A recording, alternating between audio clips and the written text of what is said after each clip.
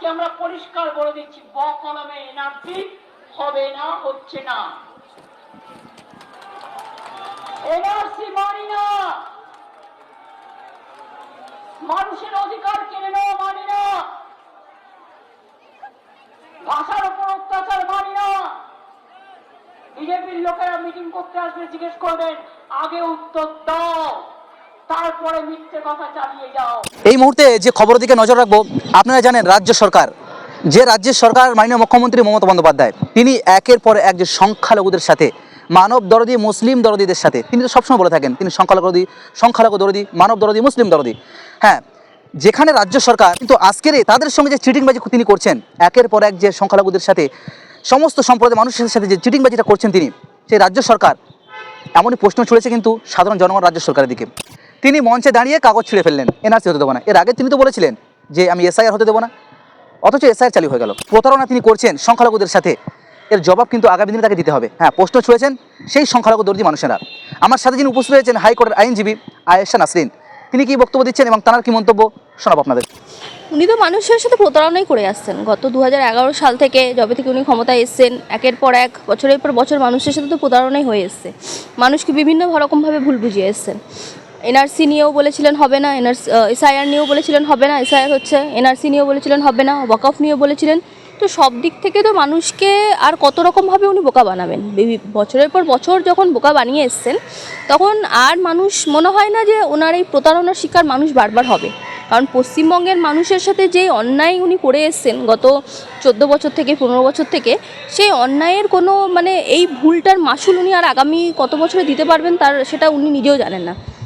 এবং ওনার দলও সেটা বুঝে গেছে যে এই যে ক্ষতি ওনারা করছেন পশ্চিমবঙ্গে, যে ক্ষতিটা ওনারা করেছেন, পশ্চিমবঙ্গকে যতটা পিছন দিকে নিয়ে গেছে, পশ্চিমবঙ্গ যে অগ্রগতিশীল থেকে পশ্চিমবঙ্গের যে দুরবস্থা হয়েছে, সেই দুরবস্থার জন্য দায়িত্ব একমাত্র উনি এবং ওনার সরকার। এবং ওনারা যেভাবে পশ্চিমবঙ্গের মানুষদেরকে দিনের পর দিন প্রতারণা করে যাচ্ছে, মানুষকে ঠকিয়ে যাচ্ছে, সংখ্যালঘুদের আবেগকে কাজে লাগাচ্ছে, সংখ্যাগরিষ্ঠদেরকে আলাদা করে দিয়ে বা সংখ্যাগরিষ্ঠদেরকে উত্তপ্ত করে দিয়ে কোথাও একটা গিয়ে বিভাজনের রাজনীতি করছে।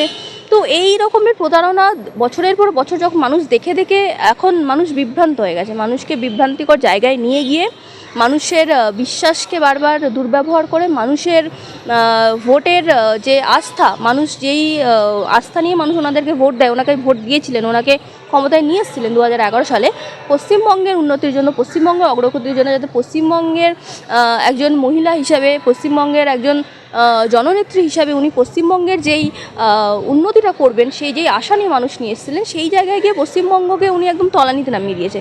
আজকে পশ্চিমবঙ্গের নাক সব জায়গায় কাটা যাচ্ছে, বাঙালিদের নাক সব জায়গায় কাটা যাচ্ছে। এবং এই রকম প্রতারণা বারবার উনি মঞ্চে দাঁড়িয়ে করছেন, যে প্রতারণাগুলোর থেকে শুধুমাত্র মানুষ তার শিকার হচ্ছে এবং মানুষের ওপর থেকে সেই বিষয়গুলো চলে যাচ্ছে। এবং মানুষকে এর জবাব আগামী নির্বাচনে দিতে হবে। কারণ এইভাবে দিনের পর দিন মানুষকে ঠকিয়ে ভোট লাভ করা যায় না। মানুষকে বারবার বিভাজনের রাজনীতিতে নামিয়ে, মানুষকে বারবার উস্কানিমূলক রাজনীতিতে নামিয়ে, বিভিন্ন রকমভাবে সংখ্যালঘু সম্প্রদায়ের মানুষের বিশ্বাসকে জয় করে, সেই বিশ্বাসের অপব্যবহার করে বারবার এভাবে তিনি ক্ষমতা টিকে থাকতে পারেন না। এরকমভাবে একটা মুখ্যমন্ত্রী অন্তত বারংবার বিভিন্ন মঞ্চ থেকে দাঁড়িয়ে বিভিন্ন রকমভাবে মিথ্যা কথা বলে যান, বিভিন্ন রকমভাবে তিনি মানুষকে ঠকিয়ে যান এবং মানুষ সেটাকে আর কতদিন বিশ্বাস করবে? আর বেশি দিন মানুষ সেটাকে নেবে না। মানুষ এবার বুঝে গেছে যে উনি প্রতারণা করে এসছেন মানুষের সাথে এবং আগামী দিনেও করার চেষ্টা করবেন এবং এর উত্তর মানুষ ভোট বাক্সেই দেবে। উনি তো চান যে আমরা মন্দির মসজিদ নিয়েই কথা বলি।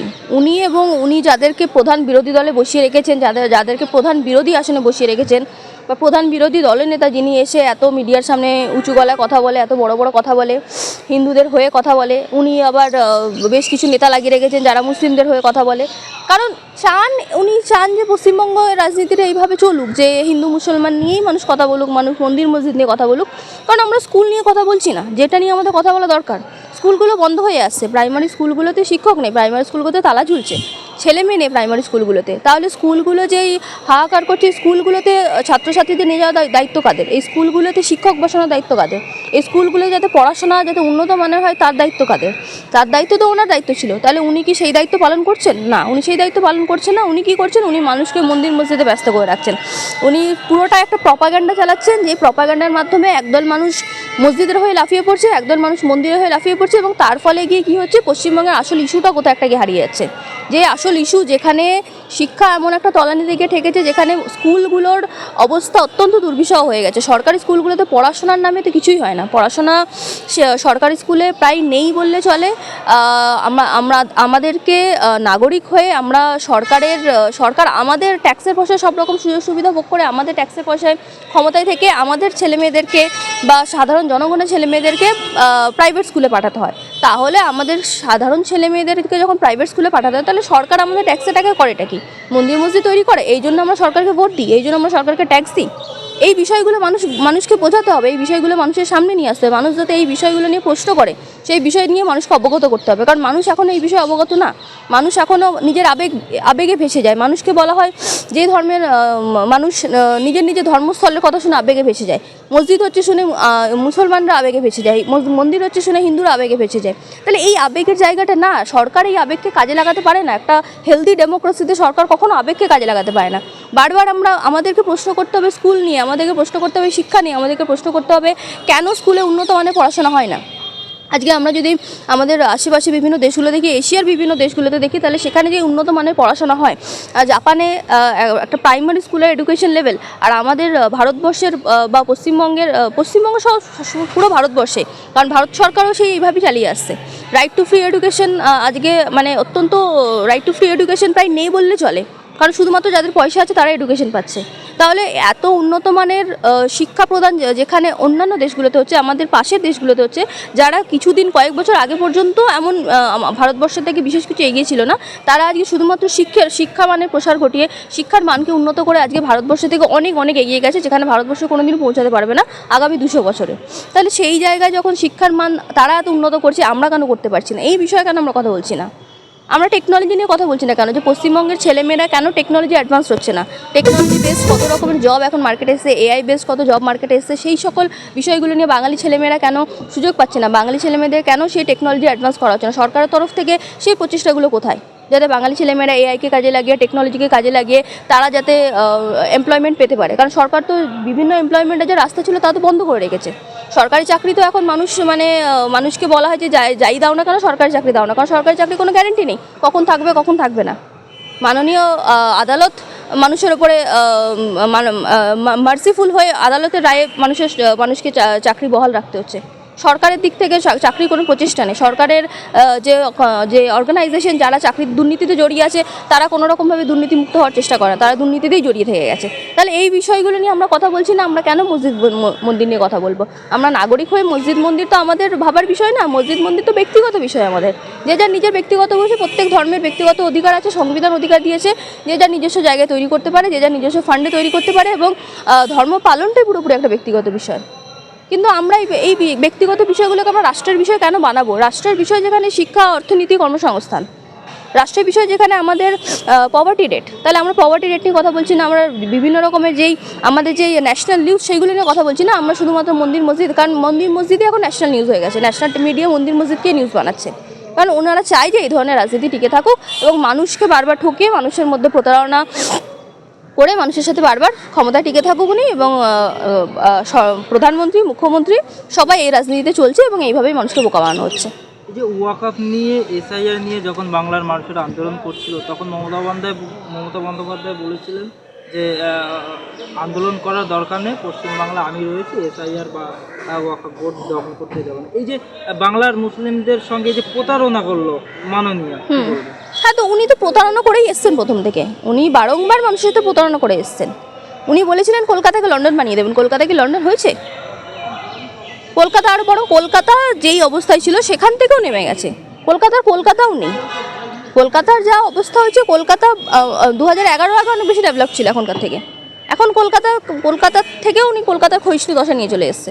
তা লন্ডন তো করতে পারেনি। তাহলে প্রথম থেকে উনি প্রতারণার সাহায্য নিয়ে নিয়েই মানুষকে বোকা বানিয়ে এসেছে। আর ওয়াকফ নিয়ে তো মানে উনি সংখ্যালঘুদেরকে বারবার তাদের আবেগ নিয়ে কাজ করে, সংখ্যালঘু আবেগে উনি ভোট পেয়ে এসেছেন এবং সংখ্যালঘু আবেগটাকে শুধুমাত্র উনি ভোটের অস্ত্র হিসেবে দেখেন, তার বাইরে আর কিছু দেখেন না।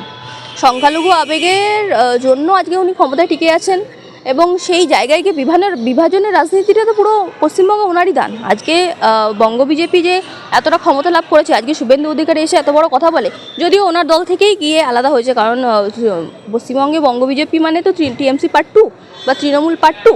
তাহলে এই রাজনীতিগুলো তো ওনার থেকেই এসছে। উনি তো বারবার মানুষকে প্রতারণা করিয়ে তো উনি দুই দলের সাথে একটা ভালোভাবে একটা সেটিংয়ে কাজ করে মানুষকে বারংবার মানুষের মধ্যে লড়িয়ে, মানুষের মধ্যে দাঙ্গা করিয়ে, লড়াই করিয়ে বারংবার তো উনি এইভাবে পশ্চিমবঙ্গটাকে এইভাবেই চালাতে চাইছেন উনি। এবং মানুষ না বুঝতে পেরে কোথাও একটা গিয়ে আবেগপ্রবণ হয়ে গিয়ে মানুষের সেই জায়গায় গা ভাসিয়ে দিচ্ছে। যেই জায়গাটা মানুষকে নিজের অধিকার বুঝে নিতে হবে, মানুষকে বুঝতে হবে সরকার আমাদের আবেগকে কাজে লাগিয়ে ক্ষমতা টিকে থাকতে পারে না। কারণ ধর্মীয় আবেগ কখনো রাষ্ট্রের বিষয় না, মানুষকে বুঝতে হবে সেটা। এবং ওয়াকফ নিয়ে সে বরং ধর্মীয় আবেগের জায়গাটাকে কাজে না লাগিয়ে যে ধর্মীয় অধিকারগুলো আছে সংবিধানে, সেই অধিকারগুলোকে ওনার সুরক্ষা করা দরকার ছিল।